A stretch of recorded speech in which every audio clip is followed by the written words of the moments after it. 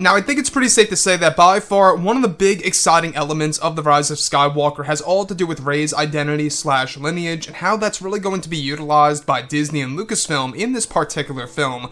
That's really going to change how we view The Force Awakens and The Last Jedi, and among other Star Wars movies as well.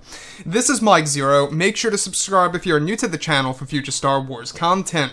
So, what's really exciting about Episode 9 is that we do know that this film, at the end of the day, is going to be a revelation film. It's going to have a lot of twists and turns and revelations that will lead to saga-wide implications, right? That's JJ's big plan with this movie, is of course to really include some shockers into the film.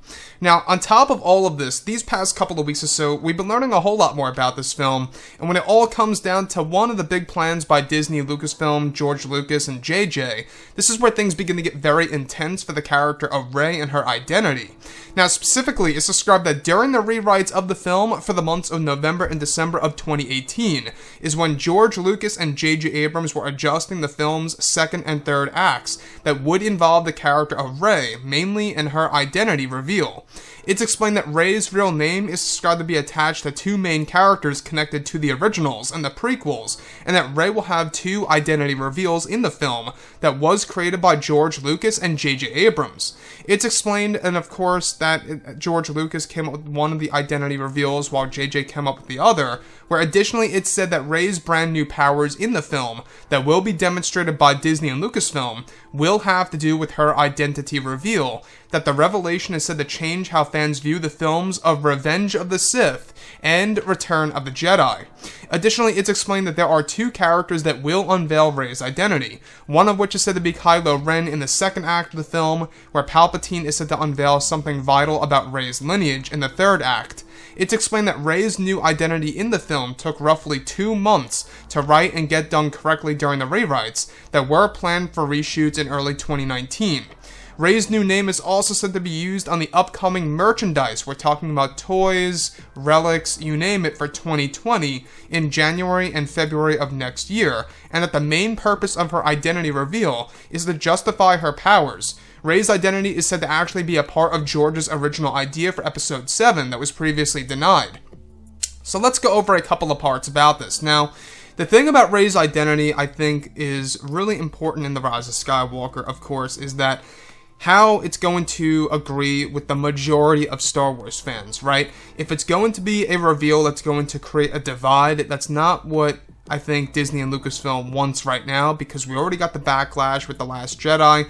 The last thing that they want to hear and or see is, of course, a great divide between fans based on how the identity reveal of Rey is going to be handled in this film.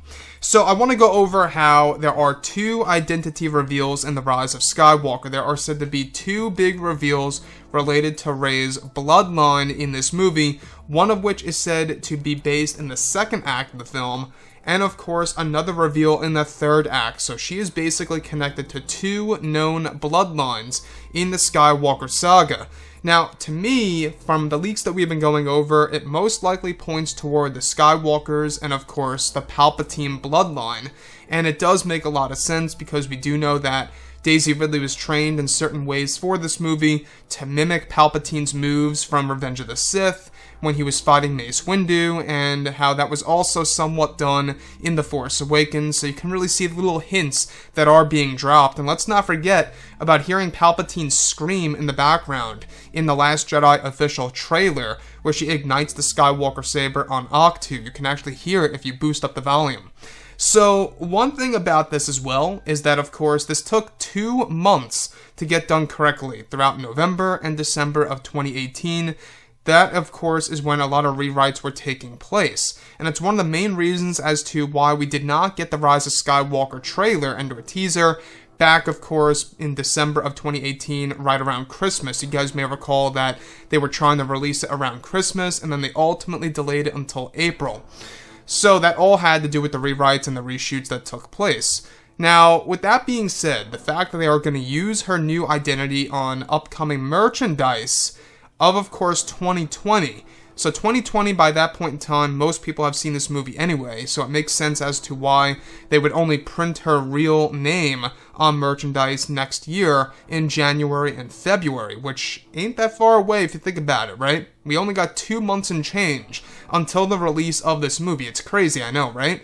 So, with that being said, JJ, the fact that JJ worked very close with George, how George came up with one identity reveal and JJ Abrams came up with the other, really does speak volumes. It tells us that they are trying to do something very unique that's going to cater to two different types of Star Wars fans. That's the way I look at it. Let's say, for example, if she is indeed a Palpatine, well, they're going to find another way that she's also connected to another bloodline for a specific reason.